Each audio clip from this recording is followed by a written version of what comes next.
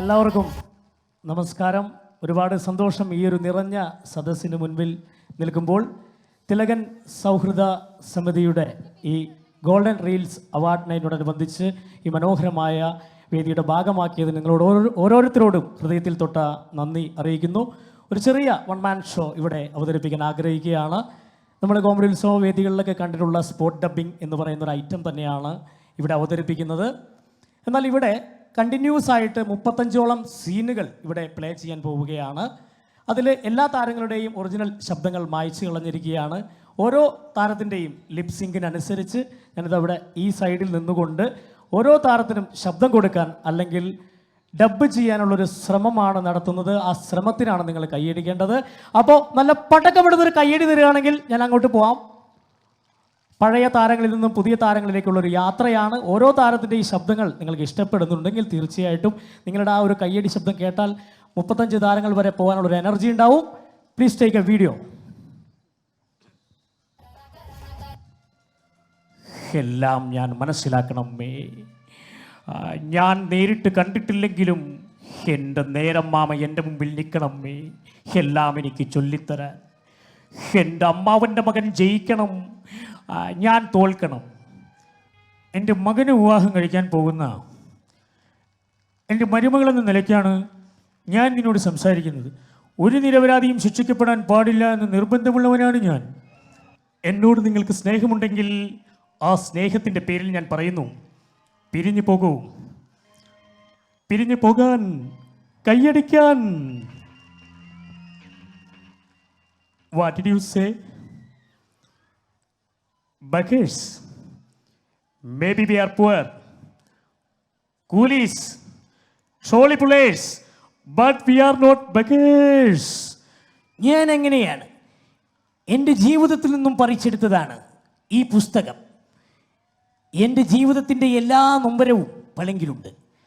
എൻ്റെ നായിക ശാരദയാണ്.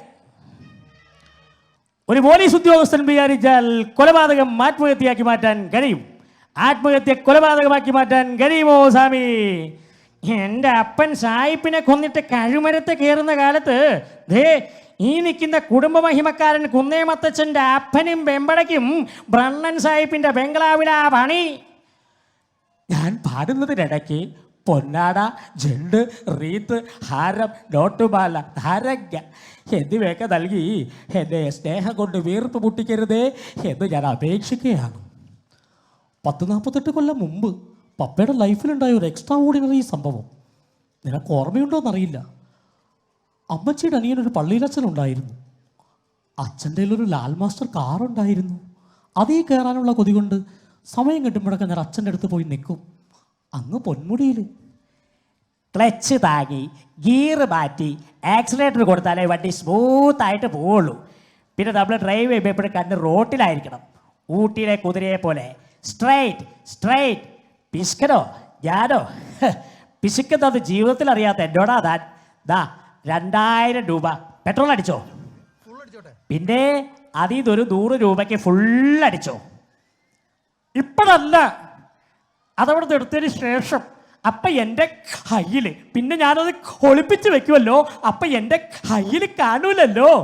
എടാ, നിൻ്റെ കയ്യിൽ ഉള്ളത് കൊണ്ടാണല്ലോ നീ അത് ഒളിപ്പിക്കുന്നത്. ഒളിപ്പിച്ച് വെക്കുന്നോണ്ടാണല്ലോ എൻ്റെ കയ്യിലില്ലാന്ന് പറഞ്ഞത്. നീ അത് ഒളിപ്പിക്കുമ്പോൾ നിനക്കറിയാമല്ലോ അത് നിൻ്റെ കയ്യിലുണ്ടെന്ന്. അതാരും അറിയരുതെന്നാ പറഞ്ഞത്. എൻ്റെ കയ്യിലുണ്ടെങ്കിലല്ലേ അച്ചായ എൻ്റെ കയ്യിലുണ്ടെന്ന് ആൾക്കാർ അറിയൂ. എൻ്റെ കയ്യിലില്ലല്ലോ, ഞാൻ ഒളിപ്പിച്ച് വെച്ചില്ലേ. കയ്യടി കുറയ്ക്കരുത്, 35 വരെ പോകണം.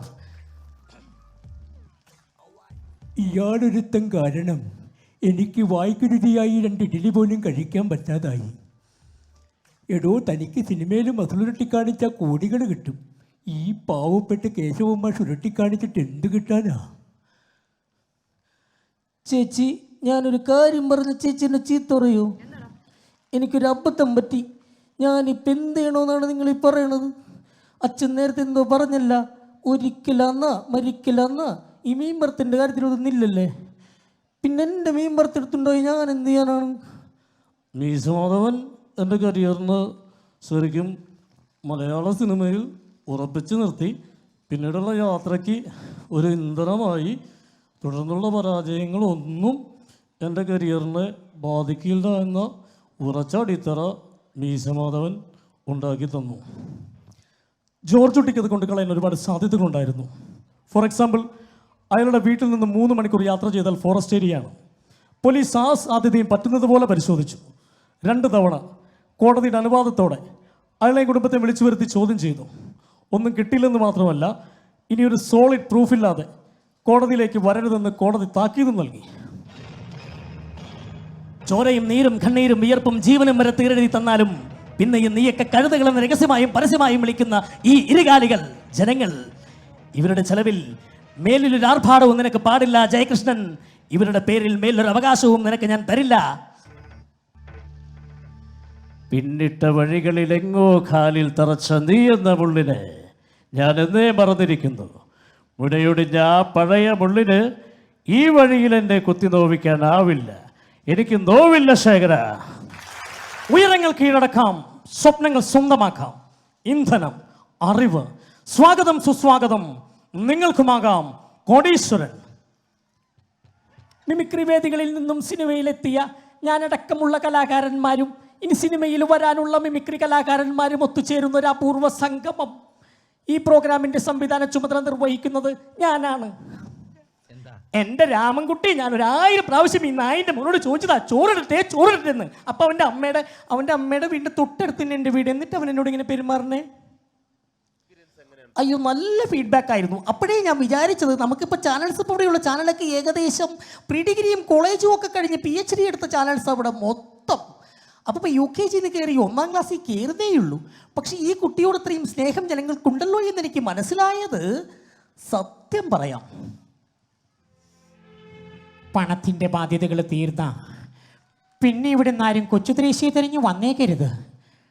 കഴിഞ്ഞു ഈ ജന്മത്തിലെ ബന്ധങ്ങൾ മുഴുവൻ. मैंने सोचा मेरा पीछे आप है, इसलिए मैंने बोला हुक डालो. उस समय ये बेशर्मीन आदमी ने हुक डाल दिया.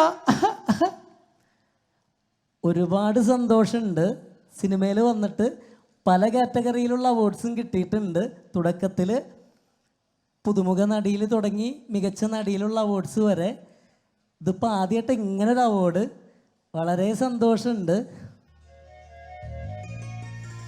എന്നും ഗുരുവായൂർ കുളിച്ചു തൊടാന്നുള്ള അതിമോഹം കൊണ്ടാണ് ഞാനിങ്ങോട്ട് പുറപ്പെട്ടത്. ആ കേശവൻ നായരുടെ കൂടെ അതുവരെ നടന്നിട്ടില്ല. പകരം ഗുരുവായൂരപ്പം തന്ന നിധിയാണ് ഇതെന്ന് ഞാനിങ്ങോട്ട് വിശ്വസിച്ചോട്ടെ.